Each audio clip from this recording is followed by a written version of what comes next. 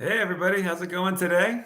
Welcome back to the Live Life Now podcast. I am Brian, and today's episode is about my time as a rent-a-car person. I eventually worked my way up to a management position. I'm trying not to go into specific names of companies or things, but I will give you a lot of interesting information and experiences of things that happened to me along the way. So, what is it like working for a rental car company?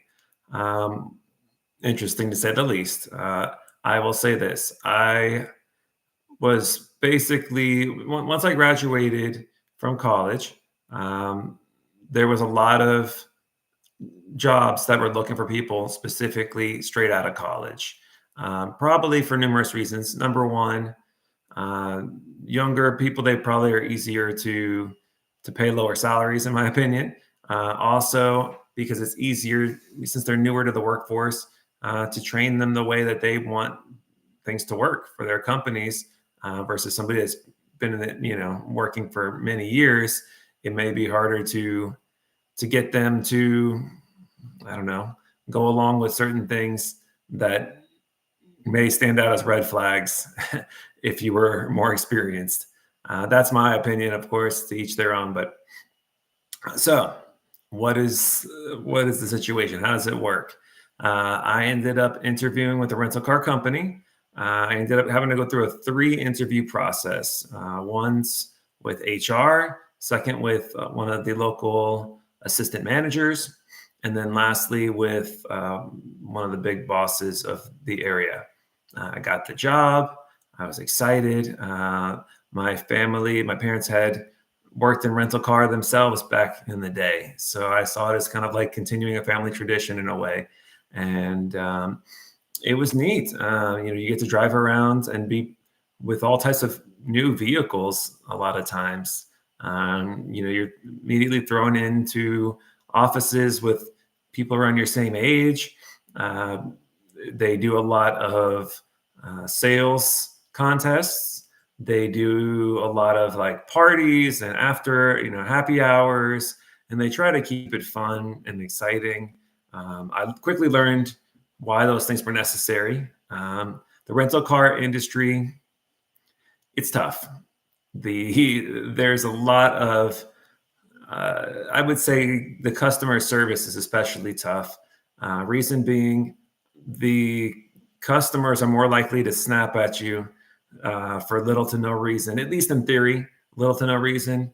When people are renting a car, it's often not under circumstances they would particularly love to be renting a car. For example, a lot of rentals are done because of insurance claims. Their car is probably getting repaired somewhere. They've just been through possibly a major accident, and now they're renting a car with you. They might be nervous about driving.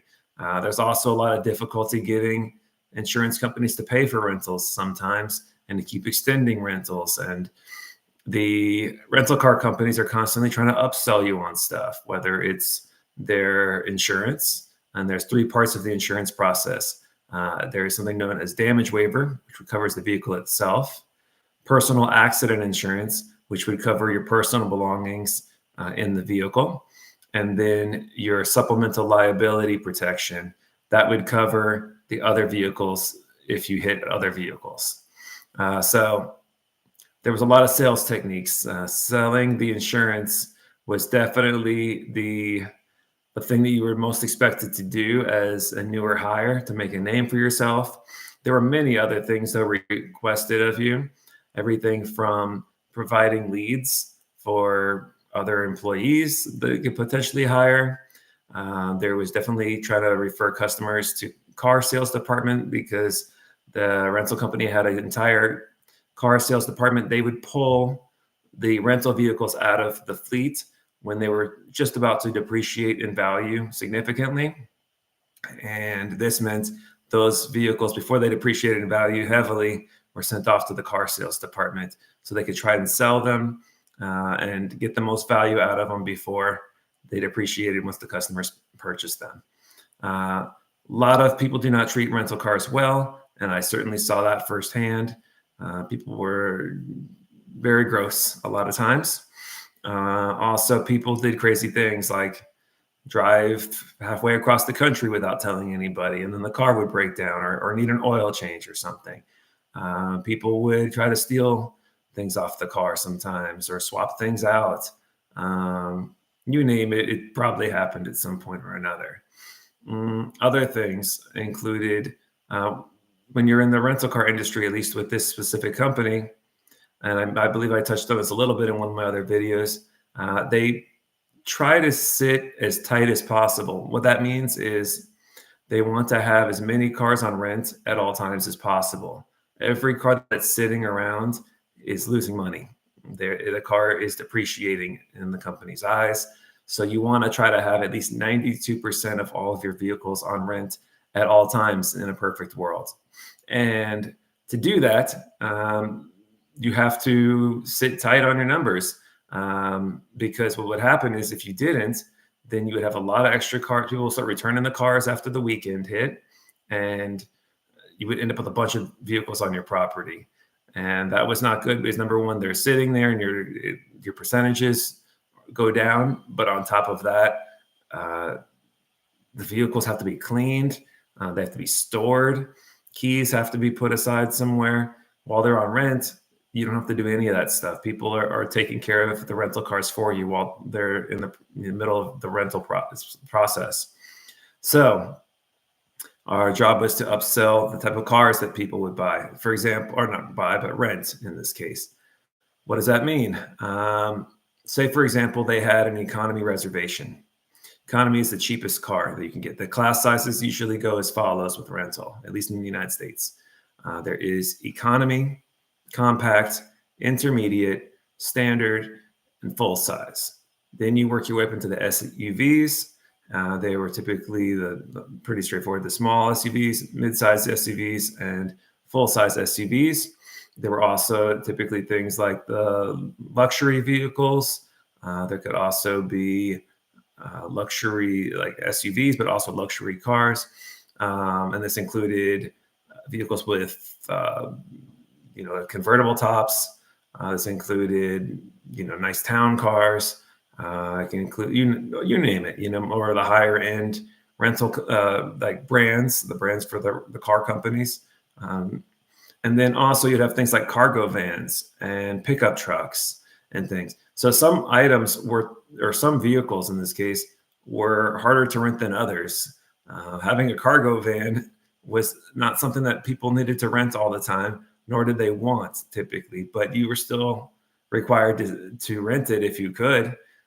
So there was often a lot of difficulty getting keeping the premium and the best vehicles at your office and not having people return your better fleet cars to other locations, because that gave your possible fleet less value. And customer service was the key. It was like the king of the rental car service industry. And if you don't have nice vehicles, that certainly will affect your customer service in the eyes of the customers a lot of times. There's a lot of other things that go into it. For example, the idea in these rental car companies is to keep moving up. Their idea is that everybody is a manager in training. You might not have a manager title, but the idea is that you are going to keep working your way up through the company, doing all these things like getting the leads, getting other people hired, referring people to car sales, basically getting the insurance sold on the rentals, getting your labor rates up. Basically, the higher rate that you rent your vehicles for on average, that month, the snapshot of the branch will look better. But key of all was the king of all items was the customer service. And the way they did it was on a 3-month average. So if you had a really bad month, it took 3 months to roll that bad month out of your average. So saying all that, there was a lot of expectations. There was clear-cut goals, which was nice because not all companies do that. A lot of times you don't always know where you stand or what you're expected to do. at least in that aspect, there was no doubt what you were expected to do. You were also, though, required to work 49 hours. You could not work more or less. It was always the same. Also, you were not paid especially well. That didn't really change even as you got promoted through the company. They made different structure tiers to the way it worked. When you were in the training process, you got paid hourly. And then when you got into management situations, you became a salary employee, which means you could work as many hours as possible or needed, and you still got paid the same. It was based off of the performance of your branch. And that always wasn't fair to the people that were running the branches. Reason being, things would happen and it would count against the branch. People would damage the cars, and now it'd have to be repaired. And now that car can't be rented. So now it sits on your board for a month or whatever it took to repair that car, counting against your numbers. People sometimes stole the cars, and those vehicles, once again, counted against your branch, and it counted against your sales.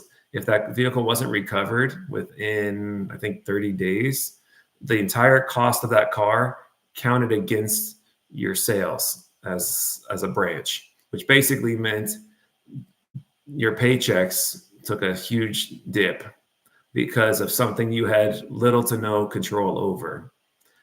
You were not there. The vehicle was not being stolen from the property of the rental car branch. The vehicles were stolen from the customers while the rentals were in their possession.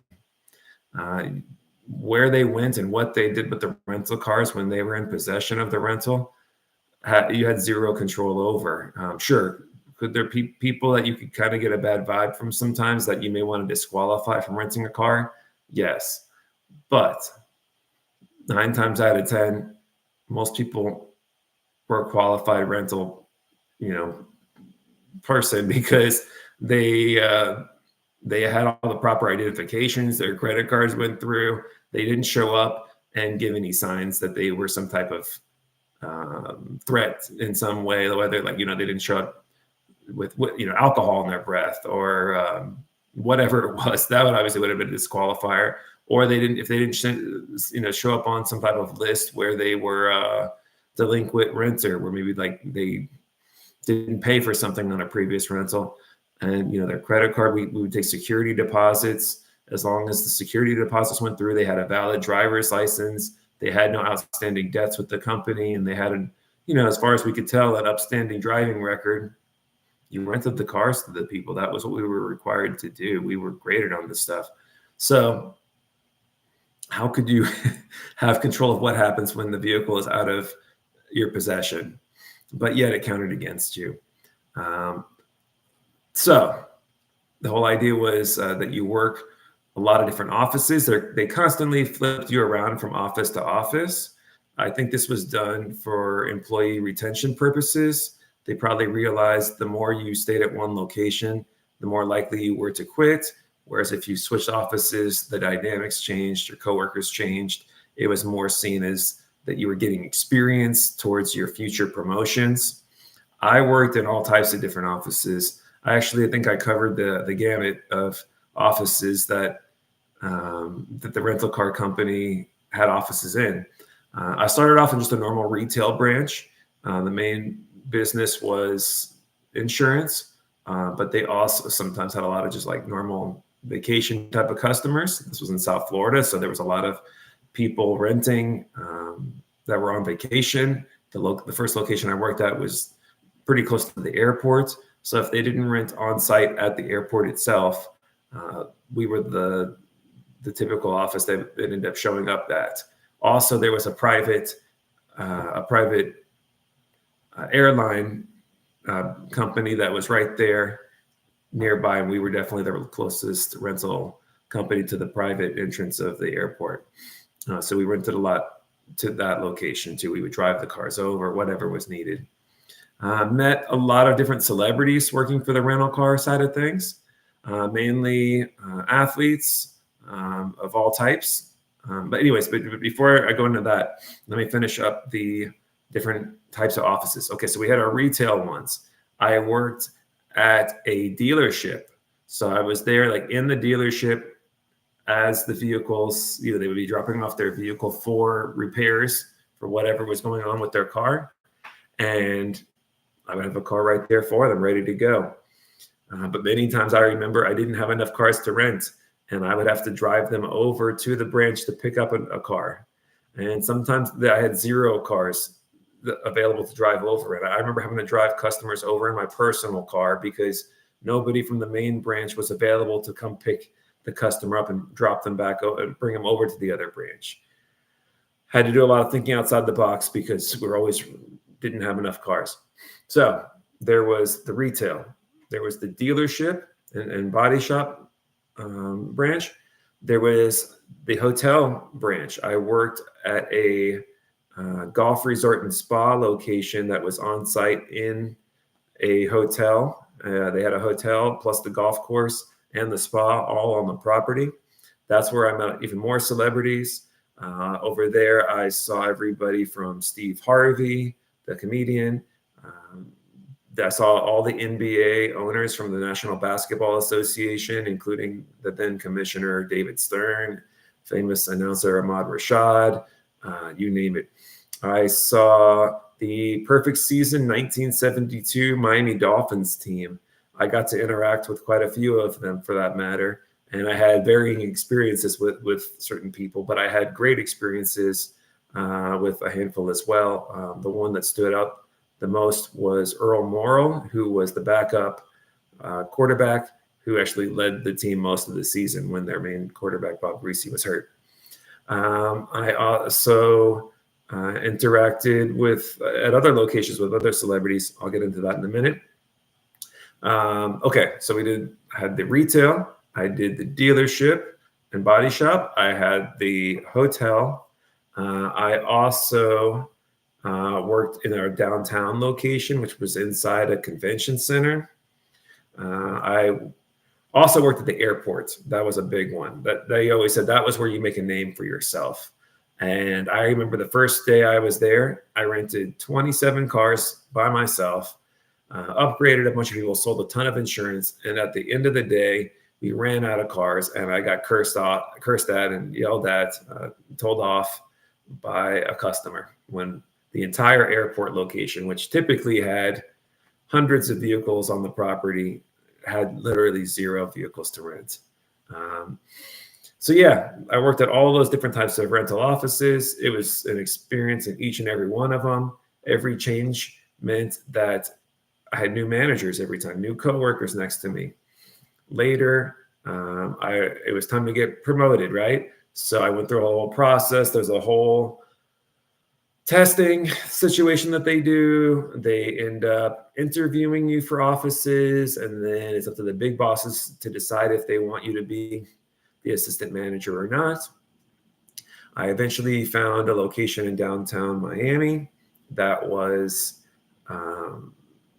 apparently an underperformer. It was near the port of Miami. So cruise ships were coming in, the cruise ship customers were coming in nearby. And also you get a lot of the downtown business from the hotels and other local businesses. And it was a trek. It was really tough to run that because it wasn't just a normal office where you rent cars in and out of there. We also had a secondary location a couple miles away inside of a body shop that was also connected to our shop. So we were running 2 offices at once. By the end, we added on a 3rd location that was in a beach area of Miami. So we had basically like some of the major tourism hubs of all of downtown and Key Biscayne areas. And so that was really complicated. Then we also let the hotels rent out cars on our behalf. So what does that mean? These concierges at the hotels, we would leave a couple cars for them. And if a customer said, hey, I'd like to rent a car and go see the city, and went to the concierge could say, okay, no problem. Let me get your driver's license and credit card information. Here's a car, rent it for a set rate that we had with them. And then we would check in with the hotels when we needed cars. And if they rented, great. They were usually short rentals, like a day or 2. We'd get them back, clean them up, send them right back over to the hotels. Or if they didn't rent, we'd often need to pick them up so that we could bring them over to rent them to other customers. Problem was, concierges sometimes took the rental cars home themselves. Contracts mysteriously went missing. We also were forced to park our rental vehicles in the middle of an open lot in downtown Miami that was without security cameras, where the vehicles sometimes got broken into. We had no running water to wash the cars with. There was often homeless people sleeping either very nearby or even sometimes under the vehicles themselves, I guess in cases where it rained. And we were required to have those vehicles clean and ready to go at all times. We had so many moving parts at all moments between all these offices and the cars being scattered all over. And then we had no cars to rent because I would often come in on a Saturday with 30 reservations and maybe 0 or 1 car to start the entire day. So like, how were you able to get through this? I don't know, but I did it. It was like a small miracle in some days. I would beg. I called in a lot of favors to some of my coworkers that worked with me at the airport office. I had the biggest boss of the area at that point say they would help me if I ever needed anything. I called them directly and I'm like, I'm calling in that favor you told me. They would ship me some cars. The amount of things that happened was unbelievable. I had a customer who, or actually one of the employees, had a vehicle stolen from him. Apparently, he thought that he hit something. Somebody had set something up so that he hit something, maybe ran something over. He got out of the car to look at what he hit, and somebody jumped in the car and took off with the vehicle. He was fired for that. I tried to negotiate my pay at one point when I became the assistant manager over there. They held out the negotiations so long that I was either going to have to quit or just go with whatever they gave me because it was no other options. We had an employee that stole the company gas card. We had gas that a car, basically the customers didn't always fill up the gas when they returned the rentals, and we would charge them for gas. But that also meant we were required to put gas in the cars, and not everybody knew their codes for the gas card when they went to the gas station. So only certain people could do it. And before I got there to work at that office, apparently one of the car preps had stolen this gas card. It got reported stolen. I had no idea this had occurred. Apparently this card got reactivated from corporate without anybody's knowledge. And the representative, the car prep for my office, ended up stealing upwards of $17,000 in gas because that's what I was told from HR. I was thinking, like, how is that possible? Like, what would he possibly be doing? The only thing that I could think of is maybe he just would go to the gas station and be like, give me $20 and I'll fill up your gas tank, or whatever the case may be. And he just did that all the time. I have no way of knowing, but it caused whole investigations to go against my office. It was bad. And they ended up just getting rid of all the management. And because I was one of the managers at that point, they let me go too. And it was the only job I've ever been fired from. It was unbelievable. It was so disheartening to work so hard towards getting all these promotions and working your way through all these different offices. And by the way, one thing I left out here, I won all types of awards. I won the biggest awards they had for sales. My customer service numbers were off the charts. When I first became the assistant manager for the first time ever, the branch manager, my boss that worked in the office with me, went on a month-long honeymoon. So I was doing the branch manager's duties, even though I was getting paid the assistant manager money from day one at that office. Then I had a bunch of employees that, of varying levels. And I was often put in the middle of weird situations. We had an employee who was pregnant that wasn't liked by management. I was asked to try to write her up 3 times in a day so that we could fire her. We'd have grounds to fire her legally. and she wouldn't be able to sue. The amount of stuff they had us do to make the numbers look better was shady, and looking back was super wrong. And they would basically have us do the dirty work as the lower level management, supposedly, and just say something like, I don't want to know how you get it done, but this is where I need the numbers to be at this time of day. And of course, when these things got found out, they would just turn around and blame the lower level employees for doing these things and say, oh, I had no idea this was going on. And there was a lot of stuff like that happening. It was bad. What were the positives? I want to end this on a positive here. Got to drive around a lot of cool cars. I got to win a bunch of awards. I would get, the awards would include everything from like gift cards. I remember going to Macy's a bunch, for example, with those, or I get Visa cards. I ended up winning these special, like high-end customer service. Actually, those were the sales awards for selling the insurance. I got to go on a day cruise, like a free day cruise out on the ocean in South Florida. Food was taken care of. The big boss gave me money to gamble with on the cruise ship because without in the ocean, it was legal to gamble. They took us to a horse racetrack and put us up in a thing with a bunch of buffet foods. They took us to other things too. Like, so they made efforts to try to keep things nice and all. And they would do these really awesome Christmas parties, and they would do happy hours usually once a month.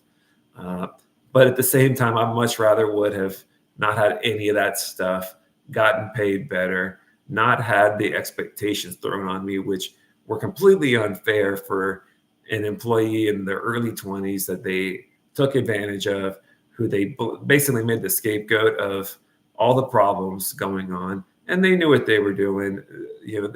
So when the whole thing went down, it messed me up. I couldn't believe it. I was like, I have sacrificed, so much for this company. I've done whatever they've told me to do. And yet they treated me like a number at the end of the day. It taught me a lesson about not putting a company before myself, not thinking you're invincible. Any job can get rid of you in most states, at least, not every state, but in the state of Florida and at least in this general area where I have worked, they don't need a reason to get rid of you. They might give you one, and they made up a nice excuse for me when they were letting me go too. But ultimately, they didn't have to tell me anything, and they could just do what they want. And the short version of it is there was a little bit of, I guess, interesting backstory or like future knowledge from all this. Later on, there was a giant class action lawsuit against the company. They were sued by other former employees for basically making the assistant managers work off the clock all the time on a salary pay versus the hourly like they used to get, which in turn cost basically you could be an assistant manager of the store and make less money than you did when you were the trainee. And that was because of it depended on how well your office did, which you usually didn't have a ton of control over because you were not the big boss. And yeah, they would try to say you were in charge of the office, but you weren't really in charge of the office. You had other managers who overlooked everything. And the debts of the office were all handled by the bigger bosses. So if they didn't handle the debts, that would, roll downhill at you. Anyways, I would not do this again. It was a big time learning experience. It taught me a lot about the car industry, and it actually got my foot in the door. And when I went from rental, I went to insurance side of things. They liked people that had come from rental because, honestly, probably because they were easier to manipulate, and they knew that they had dealt with a big sales and customer service background, which benefited the next company I worked for. So basically, they had a really hard worker that was willing to work off the clock and put up with a lot of garbage. So it's tough. I would wish it upon nobody. If you've ever worked in the rental car industry, you know how tough it can be, and you know how sometimes shady it can be and the things that go down. So I won't go into any more than that here. But that is my story of the rental car industry. I hope you took something interesting away from it. I will eventually, hopefully, release a book that will go into some of my craziest work stories over the years. But otherwise, just thank you for listening, and hope to see you next time.